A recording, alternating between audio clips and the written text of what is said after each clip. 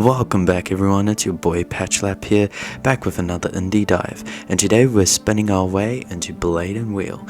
Now this isn't your average roguelike, oh no, this game takes combat, chance and strategy, slaps them together and dares you to survive. Here's the twist, every turn you're picking between buffs and debuffs that stack against each other, reshaping your wheel, but every single choice you spin again to see if you're getting treasure or getting your face smashed in combat.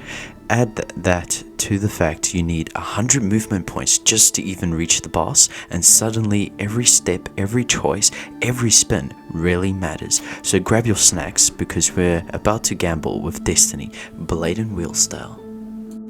You aren't ready, but the wheel begins to turn. The Guardian waits at the end of the road. Only once it is defeated can you return home. There is a long way to go. Ooh, sounds interesting. Let's get into this. So as you can see here on the screen, it shows 4 different options. Usually you have 2 buffs and 2 debuffs. As you can see, if you look on the right where it says shout, you see the little circle that is in there. So what you ideally want to try and do is get that little circle within your debuffs. The more you can do that, the less your debuffs will have effect against you. So the higher and fuller the circle shows on that page means the debuffs will either be higher or lower. As you can see here with your encounters and your treasure, depending on how much percent you have, that's the chance you'll get between having to fight a battle, or otherwise you can get relics, treasure, or even heal yourself after every battle.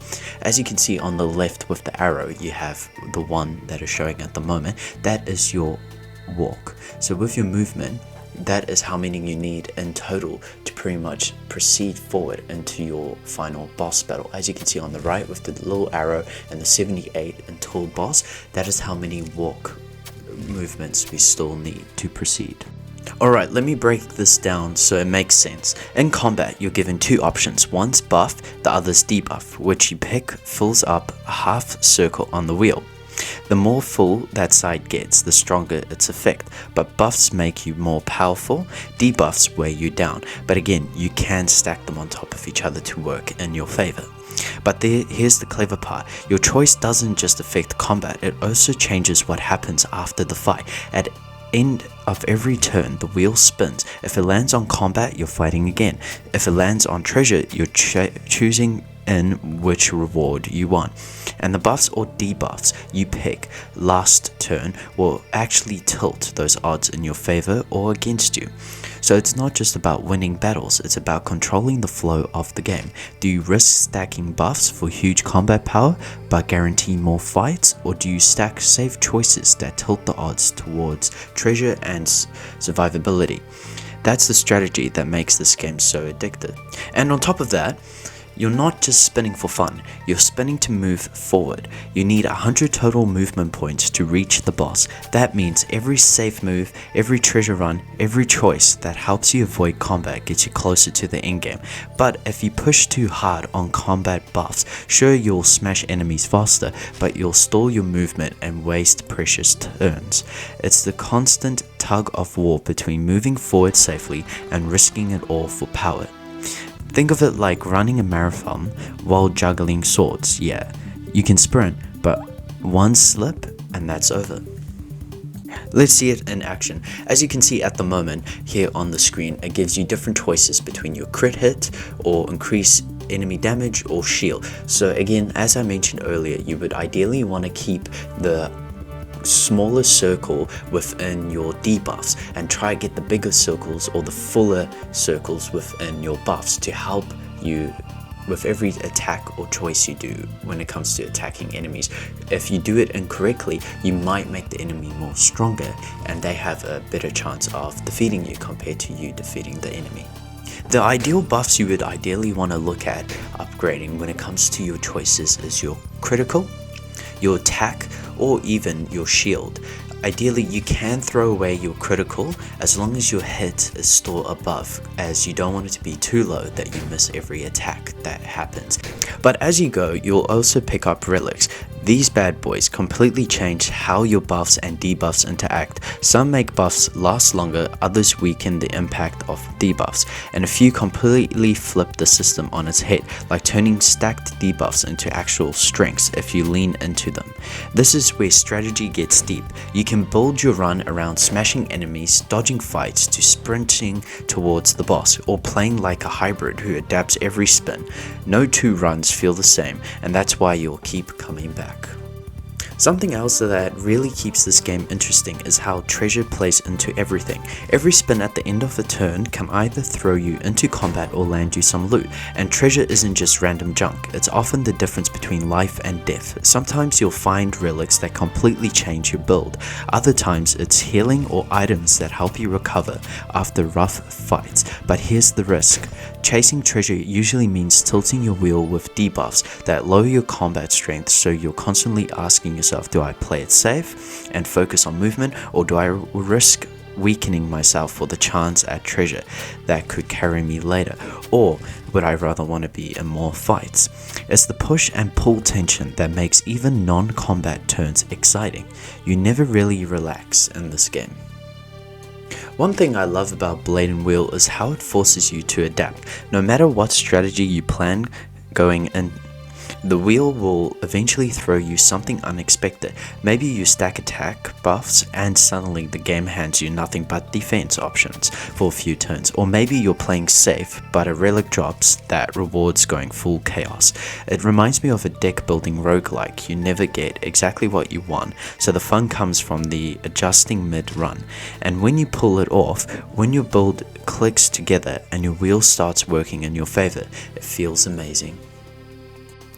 And it's not like enemies sit around waiting for you to buff yourself. They scale with you early game. It's a little grunts that go down easy. Later you're finding enemies that punish unbalanced wheels, forcing you to adapt mid-run. Sometimes you even get enemies that mess with your wheel directly, basically stacking debuffs for you and laughing while they do it.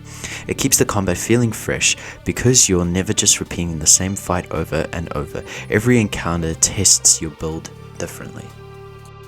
Now here's where most runs either succeed or implode. You're sitting at 80 to 90 movement, you're battered from fights, your wheel's lopsided, and the Guardian is waiting. Do you slow down and play safe, risking more spins and more enemies, or do you gamble on risky buffs to rush those last few movement points? This strategy of the game is brutal because you can see the finish line, but the wheel just keeps laughing at you. As you can see in this next few minutes, that is exactly what I've done. Just to get to the last set of boss, I threw away most of my buffs just to get the last movement speeds.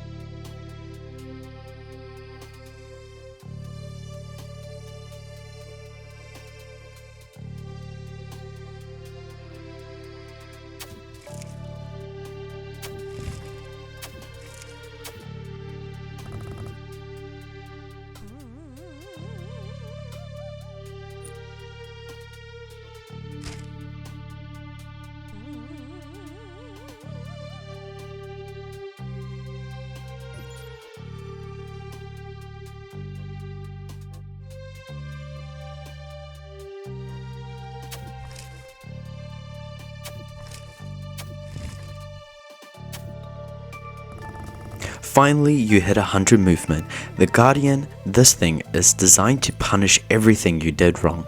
Build your wheel too heavy on one side, the Guardian will exploit it.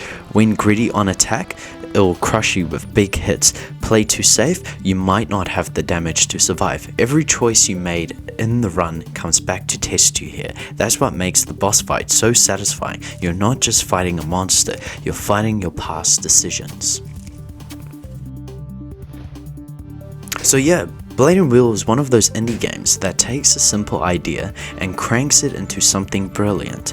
Buffs and debuffs stacking against each other, every spin deciding combat or treasure, every step inching you towards the boss. It all comes together in a way that's stressful, strategic, and super fun. If you want to try it out yourself, you can grab it right now over on itch.io.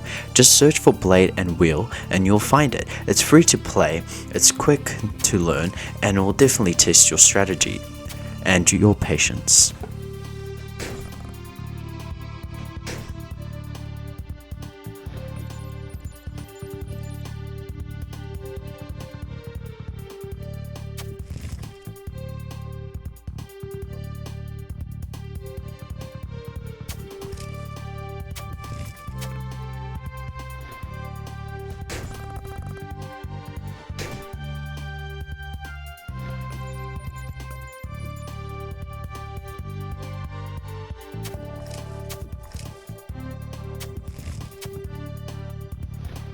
And that's it, legends. Blade and Wheel tried to break me, but we came out on top. The Guardian is down and I finally proved that RNG can't stop pure chaos strategy. Okay, maybe it can, but not today. Honestly, I don't know what feels better, winning the fight or knowing the Wheel finally ran out of ways to bully me. I swear that Wheel had a personal vendetta, but Patch Slap doesn't fold, baby. If you enjoyed watching me slap my way to victory, smash that like button, drop a comment with your most cursed RNG moment in any game, and of course subscribe so you don't miss out on the next battle. Who knows what indie chaos we'll dive into next. Anyway, I'm Patchlap, this was Blade and Wheel, and remember, life's just one giant wheel of buffs and debuffs. Spin it, embrace the chaos, and hey, sometimes you even win. Peace out, legends.